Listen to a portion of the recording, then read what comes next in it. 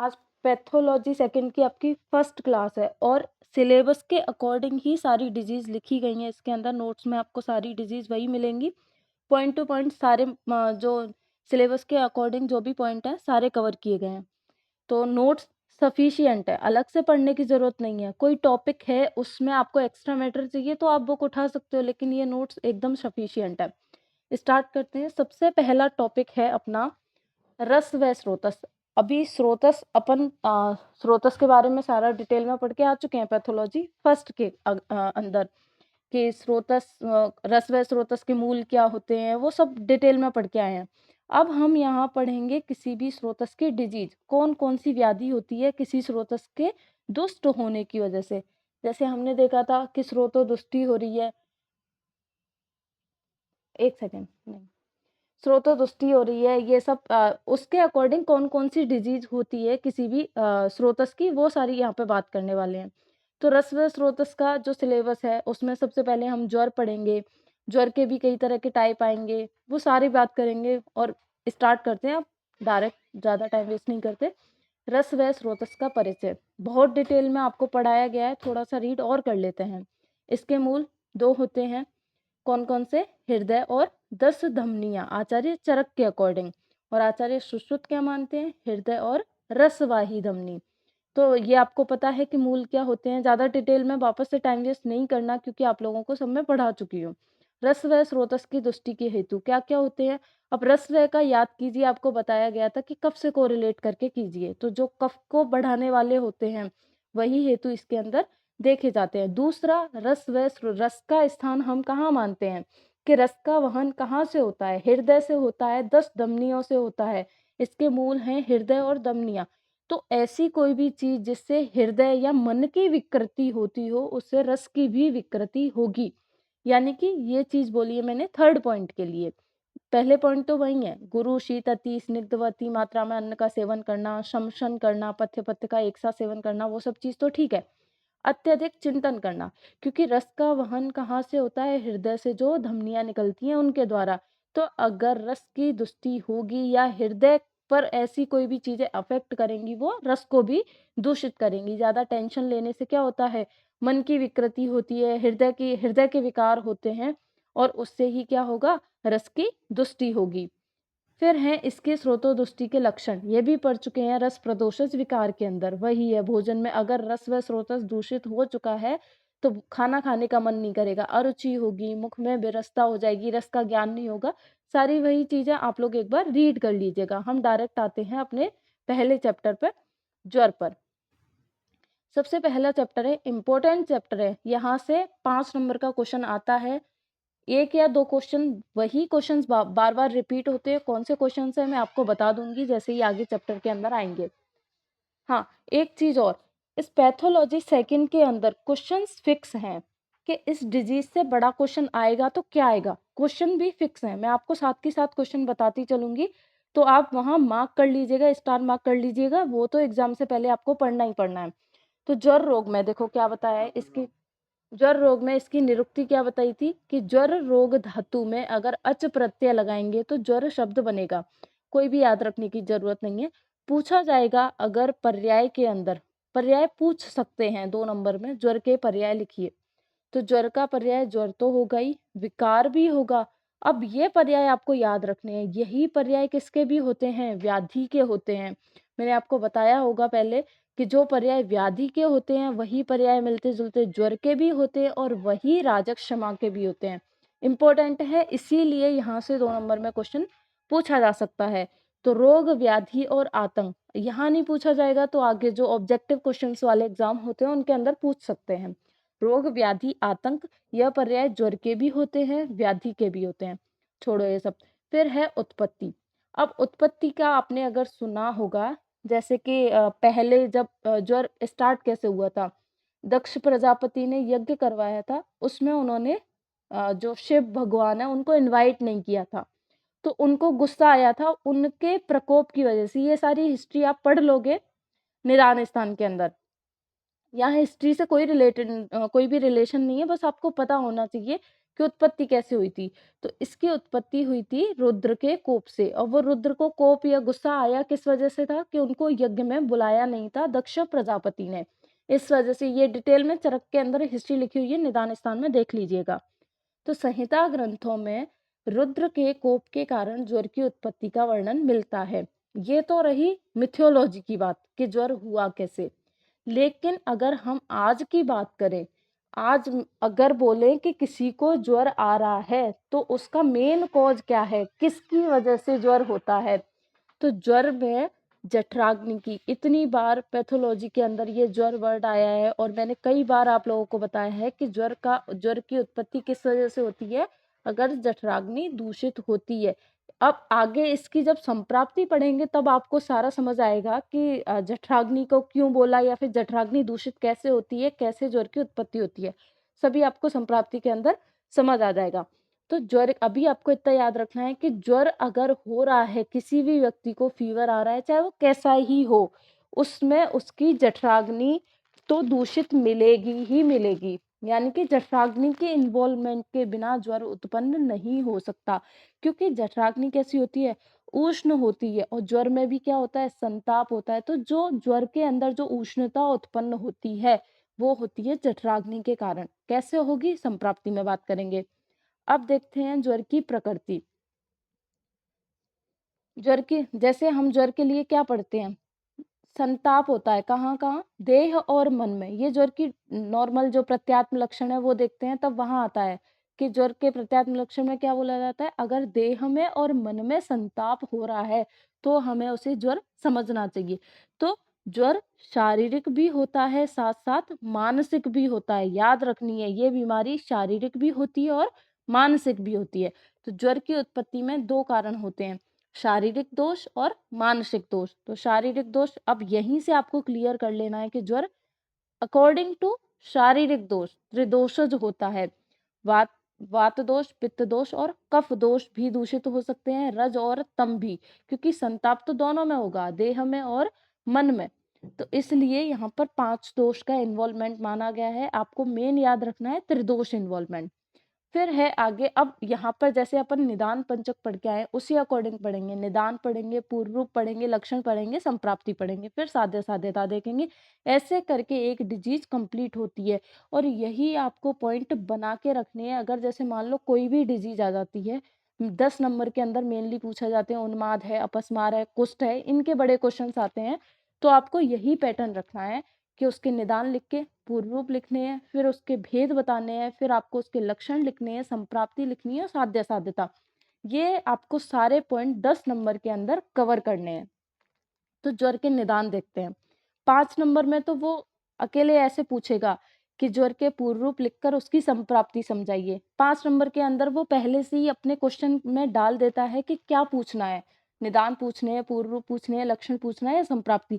लेकिन 10 नंबर में डायरेक्ट यही क्वेश्चन दे दिया जाता है कि ज्वर रोग को समझाइए, तो फिर आपको डिटेल में सारा लिख के आना पड़ेगा। तो हम बात करते हैं इसके निदान की। अब देखो इसमें किसका इन्वॉल्वमेंट है, जठराग्नि का। सारे निदान कैसे मिलेंगे, जो और तीनों दोषों का। तो सारे निदान कैसे मिलेंगे, जो जठराग्नि को दूषित करे और त्रिदोष दूषित करे। तो आपको सारे निदान ऐसे ही, अगर इन केस आप निदान भूल भी जाते हो तो आपको त्रिदोष दूषित करने वाले निदान प्लस जठराग्नि को दूषित करने वाले निदान इसके अंदर लिख के आने हैं। एक और बात, चैप्टर स्टार्ट हो रहा है पैथोलॉजी सेकंड का, इसलिए यही बता देती हूँ, सारे डिजीज के निदान आएंगे, लेकिन आपको एग्जाम के अकॉर्डिंग, अगर एग्जाम के पैटर्न के अकॉर्डिंग बात करें तो आपको ये निदान क्लियर कर लेने हैं कि वात को प्रकोपित करने वाले या दूषित करने वाले को एक पेज पे लिख लीजिएगा। वात को दूषित करने वाले, प्रकोपित करने वाले निदान कौन से हैं, पित्त को दूषित प्रकोपित करने वाले निदान कौन से हैं, ऐसे ही कफ को दूषित और प्रकोपित। तो आपको सबके अलग अलग निदान याद करने की जरूरत नहीं है। फिर तो बस आपको डिजीज में दोष का इन्वॉल्वमेंट पता होना चाहिए। आप अपने निदान फिक्स कर लीजिए, 7-8 कुछ वात के, ऐसे ही पित्त के और कफ के। फिर आप अपने मन से लिख के आइएगा, क्योंकि निदान सब में सेम ही मिलने वाले हैं, अलग कुछ भी नहीं मिलेगा, सब में वही मिलेगा। अजीर्ण मिलेगा, और जो अद्यशन है, विषमाशन है, शमशन है, यही निदान देखने को मिलेंगे। तो आप पहले ही फिक्स कर लीजिए, आपको थोड़ा जो है इजी हो जाएगा पढ़ने के लिए। आपको बार-बार अलग से रीड नहीं करने पड़ेंगे। बाकी हम तो सारा देखेंगे ही, जैसे-जैसे डिजीज़ आएगी उसके अकॉर्डिंग। तो सबसे पहले हैं इनके सामान्य निदान। अब दूषित किसको करना है हमें? जठराग्नि को और तीनों दोषों को। तो हमने मान लो पंचकर्म करवाया, तो पंचकर्म के बाद आपने सुना होगा कि संसर्जन कर्म करवाते हैं, पेया विलेपी आदि कर्म करवाते हैं। करवाते हैं। क्यों करवाते हैं? क्योंकि जब भी हम पंचकर्म करवाते हैं, तो उसमें जब भी दोषों का क्षय होता है, तो वात का क्या होता है? प्रकोप होता है। और यानी कि जब भी कोई भी पार्ट जो दोष है या मल है वो बॉडी से बाहर निकलेगा, तो खाली स्पेस बनेगा और वात का प्रकोप होता है। उस वात के प्रकोप के कारण अग्नि मांद्य होती है, दूसरा शरीर में रुक्षता बढ़ती है, ठीक है। इस वजह से हम क्या करवाते हैं? संसर्जन कर्म करवाते हैं, पेया विलेपी आदि का प्रयोग करते हैं। लेकिन हमने पंच कर्म आदि कर्मों का मिथ्या योग, यानी कि जैसा करवाना था। अब मिथ्या योग में कुछ भी हो सकता है, हीन योग भी हो सकता है, अति योग भी हो सकता है, अयोग भी हो सकता है, या आपने संसर्जन कर्म का पालन नहीं किया। अब अयोग्य और हीन योग की बात करें, यानी कि दोष बाहर नहीं निकले। अब जब जिन दोषों को हमने उभाड़ा था औषध के द्वारा, जिनको हम शाखा से कोष्ठ में लाए, यानी कि हमने दोषों को एक जगह इकट्ठा कर लिया, लेकिन हम उन्हें बाहर नहीं निकाल पाए। ध्यान से सुनिएगा, ये पॉइंट बहुत काम आएगा आपके। लेकिन हम उन्हें बाहर नहीं निकाल पाए, तो क्या होगा? अब वो दोष चुपचाप नहीं बैठेगा, वो क्या करेगा? कुछ ना कुछ गड़बड़ करेगा। अब गड़बड़ कैसी? अगर वो कोष्ठ में, तो सबसे पहले वो प्रभाव डालेगा जठराग्नि पर। तो इसलिए बोला जाता है कि पंचकर्म आदि कर्म करवा रहे हो, उनका मिथ्या योग हुआ या अति मात्रा हो गई। अति मात्रा में पंचकर्म हो गया, यानी कि जो दोष हैं, दोष के साथ साथ धातु का भी क्षय स्टार्ट हो गया, यानी कि वात प्रकोप बहुत ज्यादा हो जाएगा। तो इन सारे कर्मों के करने की वजह से क्या होता है? दोष प्रकोपित होते हैं या फिर जठराग्नि दूषित होती है। विद्रधि का पाक होने पर, विद्रधि का पाक होता है तो क्या है? त्रिदोष प्रकोप। जब विद्रधि वाला चैप्टर आएगा वहां देखेंगे। लेकिन अब आपको याद रखना है, यहाँ पे मेनली पित्त दोष इन्वॉल्वमेंट रहता है विद्रधि के।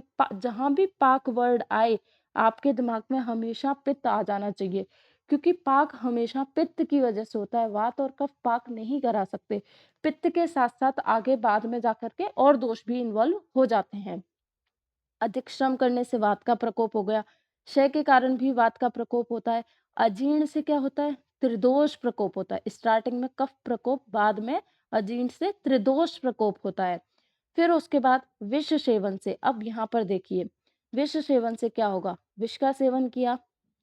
वैसे विष जो होता है वो त्रिदोष को प्रकोप करने वाला होता है, तीनों दोषों को प्रकोप करने वाला होता है। लेकिन मेनली सबसे पहले विष क्या करेगा? पित्त को दूषित करके डायरेक्ट क्या करता है? रक्त को दूषित करता है।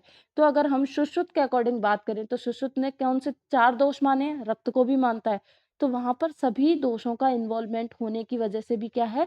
ज्वर आता है विष प्रयोग में। और यहाँ पर तो हमें ऐसे भी देख सकते हैं, अगर हम मॉडर्न के अकॉर्डिंग बात करें, कि विष का प्रयोग किया आपने, कोई भी पॉइजन लिया, चाहे वो इनहेल किया हो या फिर माउथ के थ्रू या कैसे भी इंजेक्ट करके किसी भी फॉर्म में लिया है, तो वो अपने लिए एंटीजन, इम्यून सिस्टम एक्टिवेट होता है और उसके लिए क्या है? अपनी बॉडी रिएक्ट करती है, तो फीवर आता है। ये कॉज होता है अकॉर्डिंग टू मॉडर्न, ठीक है। फिर है ऋतु विपर्य के कारण। ऋतु विपर्य, अब ऋतु विपर्य में क्या हो गया? जैसे अभी सर्दी का मौसम है, मान लो अचानक से क्या है? गर्मी पड़ने लग जाए या बारिश होने लग जाए, तो ऋतु विपर्य, जैसा जिस ऋतु में होना चाहिए वो ना हो करके उसके विपरीत ऋतु अगर लक्षण दिखाने लग जाए, तो भी क्या होता है? अपनी अग्नि पर अफेक्ट होता है। अग्नि अग्नि जो है दूषित होती है, या शरीर के अंदर तीनों दोषों का प्रकोप होता है। ये होते हैं ज्वर के सामान्य निदान। अब हम विशिष्ट निदान की बात करें, तो विशिष्ट निदान में सन्निकृष्ट और विपकृष्ट, यानी कि जिनका डायरेक्ट इन्वॉल्वमेंट होगा, जिनके बिना तो वो चीज पॉसिबल ही नहीं है। सन्निकृष्ट निदान में कौन आएंगे? तीनों दोष आएंगे, वात पित्त कफ, ये सन्निकृष्ट निदान होंगे। अगर ये दूषित हुए तो क्या होगा? ज्वर उत्पन्न होगा। और विपकृष्ट निदान में निदान सेवन बोल दो या मिथ्या आहार विहार के कारण। तो आपको मेन फोकस रखना है त्रिदोष पर। यहाँ पर आप सभी निदान एक बार को भूल भी जाएंगे, कोई दिक्कत नहीं है। आपको याद रखना है क्या? त्रिदोष और जठराग्नि, इन दोनों को अगर आप दिमाग में लेके चलोगे, तो आपको अगर निदान नहीं भी पता है, आपको कोई भी आइडिया नहीं है, फिर भी आप लिख दोगे। तो ये तो ही निदान की बात। और भी निदान है इसमें। शोक, ज्यादा टेंशन में रहने से, ज़्यादा टेंशन। अब देखो इसमें हम कौन से स्रोतस की व्याधि पढ़ रहे हैं, ये भी आपको दिमाग में रखने चलना है। हम व्याधि पढ़ रहे हैं रस व स्रोतस की, तो हृदय भी और रस भी। अब ज्वर में जब इसकी संप्राप्ति देखेंगे तो डायरेक्ट इन्वॉल्वमेंट जैसे अपन बोल रहे हैं जठराग्नि का है, ऐसे ही रस धातु का रहेगा। तो जिससे रस धातु दूषित होती है, क्योंकि अपन ने रस प्रदोषज विकार पढ़े थे, वहां भी ज्वर की उत्पत्ति हो रही थी कि नहीं हो रही थी। यानी कि आपको ये भी दिमाग में रखना है कि अगर रस धातु दूषित है तो भी क्या है, ज्वर उत्पन्न होगा। तो इसमें निदान वो भी आ सकते हैं जिससे रस व स्रोतस की दुष्टि होती हो। तो शोक से, अभिचार से, किसी ने श्राप दे दिया, और अभिशाप हो गया वो, काम क्रोध अभिशंग, ये सारे ज्वर के टाइप हैं। यहाँ से 5 नंबर में क्वेश्चन आएगा, डिटेल में बात करेंगे अभी इसकी, जब भेद पढ़ेंगे तब। देवाधि ग्रह भूता अभिशंग, यानी कि छोटे बच्चों को क्या है, छोटे मेनली जो ग्रह रोग होते हैं वो बच्चों को होते हैं। अगर छोटे बच्चों को ग्रह रोग हो जाते हैं, पूतना है, आपको अभी ये नाम अटपटे से लग सकते हैं, 3rd ईयर के अंदर आते हैं ये। पूतना है, अंधपूतना है, रेवती ग्रह, शकुनी ग्रह, इनमें छोटे बच्चों को अगर ग्रह दोष हो जाता है, उसकी वजह से भी क्या होता है, ज्वर होता है। पहले हुआ करते थे ये सब। और सूतिका परिचर्या का पालन न करने पर, सूतिका यानी कि अगर किसी फीमेल की डिलीवरी हुई है, तो डिलीवरी के बाद, यानी कि डिलीवरी होती है तब तक तो हम उसको क्या बोलते हैं, प्रसूति बोलते हैं। फिर उसके बाद जब उसकी डिलीवरी हो जाती है, उसके बाद क्या है, उसको सूतिका बोला जाता है। कब तक, 45 डेज तक। यानी कि आचार्यों ने बताया है डिलीवरी होने के बाद 45 डेज तक आपको सूतिका परिचर्या का पालन करना पड़ता है। यानी कि उन्होंने जो आहार विहार बताया है, जो औषध सेवन बताया है, सूतिका गृह में रहना बताया है, जो भी उन्होंने बताया है, अगर आप उसका पालन नहीं करते, क्योंकि डिलीवरी के टाइम भी क्या होता है, त्रिदोष प्रकोप होता है। जब भी क्या है, जो गर्भाशय हो उस पर प्रेशर पड़ता है, तो सारे दोष इन्वॉल्व हो जाते हैं, सारे दोष जो है उस टाइम पर दूषित हो जाते हैं। तो उस टाइम पर भी अगर आप उनका, और अग्नि मांद्य हो जाती है वहां पर, और अगर आप सूतिका परिचर्या का पालन नहीं करते हो तो क्या है, आपके त्रिदोष प्रकोप होकर सूतिका ज्वर भी हो जाता है। यानी कि उसको एक डिजीज भी होती है जिसको सूतिका ज्वर के नाम से आचार्यों ने वर्णन किया है, डिटेल में है, 3rd ईयर में आप सब देख लीजिएगा। फिर उसके बाद है ज्वर के पूर्व रूप। ज्वर के पूर्व रूप में ये सभी ने फील किया होता है, क्योंकि शायद ही ऐसा कोई होगा जिसको फीवर नहीं आया हो। तो ज्वर के पूर्व, यानी कि ज्वर उत्पन्न होने वाला है उससे जस्ट पहले क्या क्या होता है, या एक दिन पहले क्या क्या फील होता है, वो सारे आएंगे पूर्व रूप के अंदर। क्या क्या होगा, आलस आता है, बेड से उठने का मन नहीं करता, क्योंकि हाथ पैर जो होते हैं भारी हो जाते हैं, हाथ पैरों में जकड़ाहट होती है इस वजह से। आंखों से अपने आप ही आंसू आने लगते हैं, तो नयने स्रावे, ठीक है, क्या हो गया, आलस्य आएगा। अश्रुपूरित नेत्र, आंखें जो हैं, कई बार तो क्या होता है, अगर पित्तज ज्वर होता है, किसी को पित्तज ज्वर होने वाला है, तो आंखों में बहुत ज्यादा बर्निंग होती है, और उस बर्निंग की वजह से आंखों से क्या आते हैं, आंसू आते हैं। जृंभण, बहुत ज्यादा उसको क्या आती है, जृंभा आती है, जम्भाई आती है, ये सभी ने फील किया होता है। और उसकी बॉडी में क्या हो जाती है, हैवीनेस, बहुत ज्यादा गुरुता, हाथ पैर बहुत ज्यादा भारी, जकड़ाहट हो जाती है। और फिर उसकी वजह से क्या है, उसको आलस आता रहता है और बेड से उठा नहीं जाता है, ऐसे कि हाथ पैरों में अजीब सा दर्द हो रहा है, ऐसी फीलिंग आती है। फिर उसके बाद क्लम, थकावट रहती है, कोई भी काम करने में इसका मन नहीं करता। और ज्वलन आतप वायु अंबु भक्ति, अग्नि आतप वात और जल से इस व्यक्ति को क्या है, द्वेष हो जाता है। नहाने की बोलेंगे तो नहाने का मन नहीं करेगा, पंखे की हवा अच्छी नहीं लगेगी, कहीं धूप में बिठा दिया वहां भी इसको अच्छा नहीं लगेगा, यानी कि सभी चीजों से इसको द्वेष हो जाता है। तो ये इसके पूर्व रूप है। मेन मेन आपको याद क्या रखने हैं, आलस्य है, अश्रुपूरित नेत्र है, जृंभा, ये तो याद रह भी जाएंगे, और हाथ पैरों में गुरुता होती है, ये याद रखना है। फिर है इसके भेद। ज्वर के कई तरह के भेद बताए हैं आचार्यों ने अलग अलग तरीके से। अब 2 प्रकार से ज्वर कौन कौन से टाइप का होता है, यानी कि ज्वर के 2 भेद कौन कौन से होते हैं, यानी कि शारीरिक और मानसिक भेद से ज्वर जो होता है वो 2 प्रकार का होता है, यानी कि वात पित्त कफज और रजस रजस या तामस। ये हो गया 2 प्रकार का, शारीरिक और मानसिक भेद से। फिर है अंतर्वेग और बहिर्वेग, 2 नंबर में बहुत बार पूछे जाते हैं, अंतर्वेग और बहिर्वेग ज्वर के लक्षण बताइए।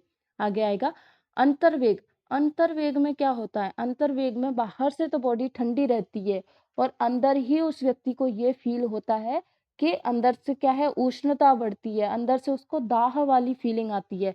तो अंतर्वेग ज्वर में बाहर से उसको जैसे वो बोलेगा कि मेरे को बुखार आ रहा है, लेकिन बाहर से जब भी उसको दूसरा व्यक्ति चेक करता है तो उसको बोलेगा नहीं आपको तो बुखार नहीं है। यानी कि बाहर से स्किन ठंडी रहेगी लेकिन अंदर से दाह होता है। और बहिर्वेग जिसमें तो बाहर से ही पता चल रहा है कि इस व्यक्ति को ज्वर आ रहा है। दूसरा है प्राकृत और वैकृत, यानी कि ऋतुओं के अकॉर्डिंग ज्वर आ रहा है, दोष प्रकोप जैसे ऋतुओं के अकॉर्डिंग बताया है वैसे आ रहा है तो प्राकृत है, और उसके अलावा किसी और ऋतु में आ रहा है वो वैकृत है। फिर है विषम ज्वर। अब क्वेश्चन आता है आपका 5 नंबर में, फिक्स क्वेश्चन है, आप एग्जाम पेपर उठा के देख लीजिएगा, हर साल रिपीट होता है विषम ज्वर। और एक और आएगा वो 5 नंबर में हर साल रिपीट होता है, या तो ये या फिर अगला भेद जो आएगा अभी बता दूंगी। ये क्वेश्चन दोनों दोनों में से कोई ना कोई एक क्वेश्चन आपको जरूर मिलेगा 5 नंबर के अंदर, इसलिए इसकी जब डिटेल पढ़े तो ध्यान से देख लीजिएगा। तो विषम ज्वर कौन से होते हैं? काल के बल व अबल भेद से विषम ज्वर 5 प्रकार के होते हैं। संतत यानी कि कौन से टाइम में बुखार आएगा उस टाइम के अकॉर्डिंग बात हो रही है। संतत ज्वर कब आता है, सतत कब आता है, अन्य दुष्क कब आता है, तृतीयक है और चतुर्थक है, अभी आगे देखेंगे। फिर है आश्रय भेद से, यानी कि ज्वर ने कौन सी धातु का आश्रय लेकर के अपनी अभिव्यक्ति बॉडी पर की है। यानी कि धातुगत ज्वर 7 होते हैं, केवल ऐसे ही याद रखना है कि आश्रय भेद से ज्वर 7 प्रकार के होते हैं, कोई भी नहीं पूछता यहाँ से।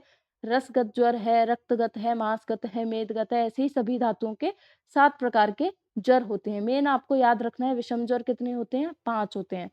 फिर उसके बाद है आगंतुक ज्वर। जैसे अभी मैंने बोला विषम ज्वर का 5 नंबर में क्वेश्चन आता है, मान लो विषम ज्वर का नहीं आया तो ये आएगा, यानी कि दोनों में से एक क्वेश्चन जरूर मिलता है ज्वर का। यहाँ नहीं मिलेगा चरक में पूछ लेंगे, चरक में विषम ज्वर का नहीं आएगा, चरक में आएगा आपके आगंतुक ज्वर, क्योंकि चरक में अभी चरक निदान में केवल आगंतुक ज्वर ही बताया है। तो दोनों ही बहुत इंपॉर्टेंट है 5 नंबर के अंदर। ठीक है, तो आगंतुक ज्वर यानी कि बाहरी कारणों से, दोष प्रकोप से नहीं हो रहा है, बाहरी कारणों से हो रहा है। आगंतुक है आपको नाम से ही क्लियर होना चाहिए, दोष प्रकोप तो बाद में होगा। आने के लिए कारण पहले बाहरी कोई कारण रहा है, चोट लगने की वजह से अभिघातज हो गया, अभिचारज हो गया, किसी ने श्राप दे दिया, और अभिसंगज, इनकी वजह से क्या होगा आगे देखेंगे। तो अभी आपको याद रखना है कि आगंतुक ज्वर कितने प्रकार के होते हैं, 4 प्रकार के होते हैं। फिर है निज ज्वर, यानी कि दोष भेद से ज्वर कितने प्रकार का होता है, 7 प्रकार का। वात पित्त कफज, एक दोषज से 3 हो गया, द्वंद्वज, वात पित्तज, वात कफज, पित्त कफज और सन्निपातज, ऐसे करके निज भेद से या दोष भेद से ज्वर कितने प्रकार का, 7 प्रकार का। तो निज भेद से ज्वर 7 प्रकार का, आगंतुक 4 प्रकार का, विषम है वो 5 प्रकार का, आपको याद रखना है। अब बात करते हैं हम इसकी संप्राप्ति की, सबसे इंपॉर्टेंट। ठीक है, अब संप्राप्ति यानी कि पैथोलॉजी चल रही है कि किस तरीके से ज्वर उत्पन्न होगा, आखिरकार किस कारण से ज्वर की उत्पत्ति हुई।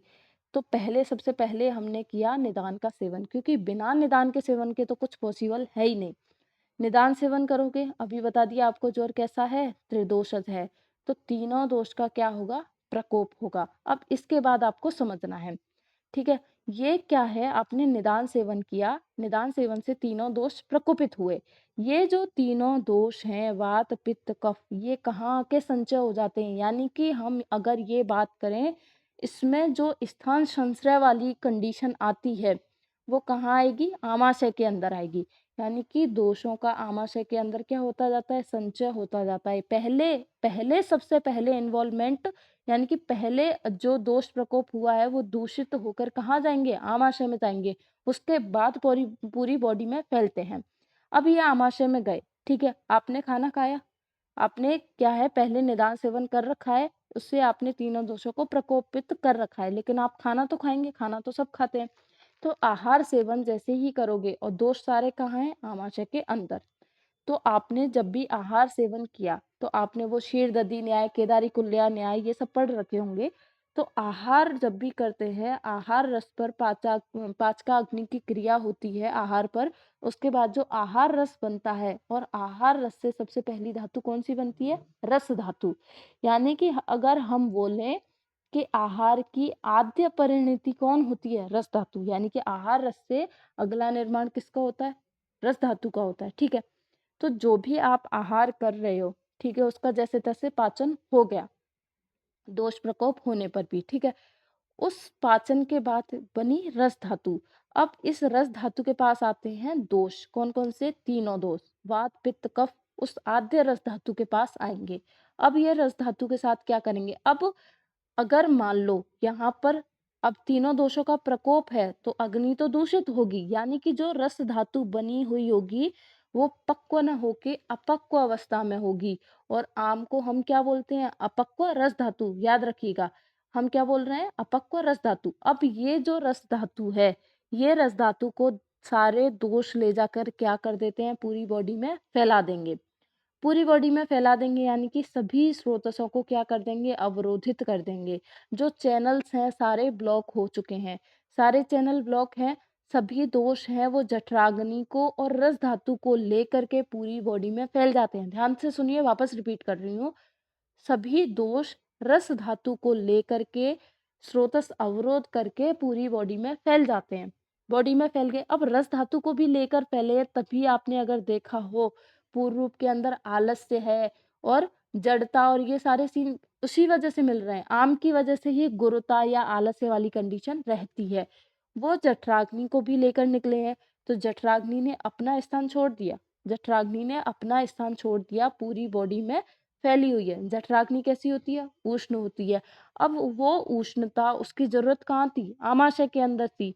ठीक है, अब आमाशय में ना होकर के वो पूरी बॉडी में फैली हुई है। उसी जठराग्नि के कारण क्या होता है? संताप फील होता है, बॉडी गर्म होती है उसी वजह से।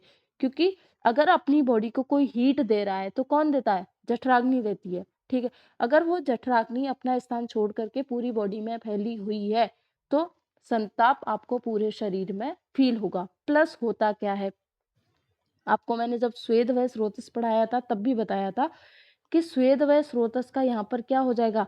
अब यहाँ पर अगर आपसे पूछा जाए कि जो स्रोतस है ज्वर के अंदर कौन कौन से स्रोतस का इन्वॉल्वमेंट आपको देखने को मिलेगा, मेन तो रहता है रस व स्रोतस, लेकिन स्वेद व स्रोतस का भी इन्वॉल्वमेंट रहता है।